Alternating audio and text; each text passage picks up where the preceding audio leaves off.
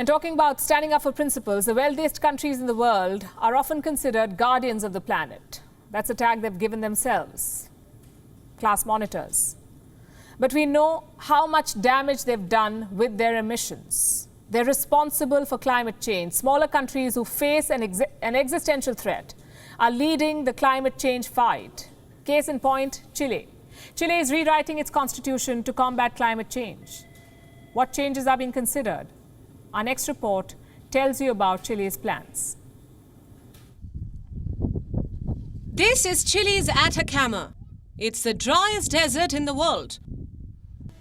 Also a dumping ground for fast fashion leftovers. Unwanted clothes from the rest of the world often end up here. There is now a giant mountain of waste in Atacama.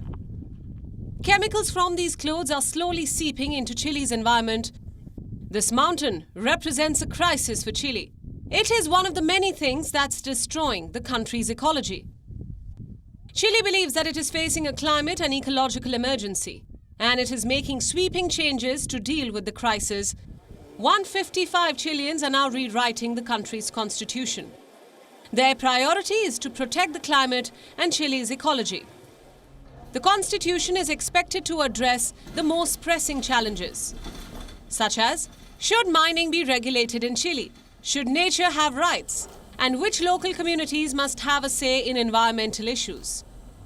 Chile isn't the first country to acknowledge the scale of the climate crisis. So far, 11 countries have introduced constitutional provisions to deal with climate change, but only small countries feature on this list, like Algeria, the Dominican Republic, and Thailand. Their proactive response is the need of the hour. Small nations are facing some of the most extreme effects of climate change. Going by one estimate, 42 small countries will disappear if climate change is not contained. The threat is an existential one. But some of the world's biggest polluters fail to recognize this. The wealthiest blocs, like the United States and the European Union, committed to provide climate funding. They had to transfer 100 billion every year to developing countries. Year after year, they have fallen short and missed the target of 100 billion. The lack of funding is blocking tangible changes. Smaller countries see this as a betrayal. They have now emerged as the loudest voice on the climate change debate. Leaders in countries like the Maldives have held their cabinet meetings underwater to draw the world's attention. And recently, Tuvalu's foreign minister addressed the COP26 summit from the sea. He demanded bold action from the global community. In Tuvalu, we are living the realities of climate change, sea level rise, as you stand watching me today at COP26. We cannot wait for speeches when the sea is rising around us all the time. Climate mobility must come to the forefront. We must take bold, alternative action today to secure tomorrow. So far, these appeals have fallen on deaf ears. But that hasn't deterred the smaller and vulnerable nations.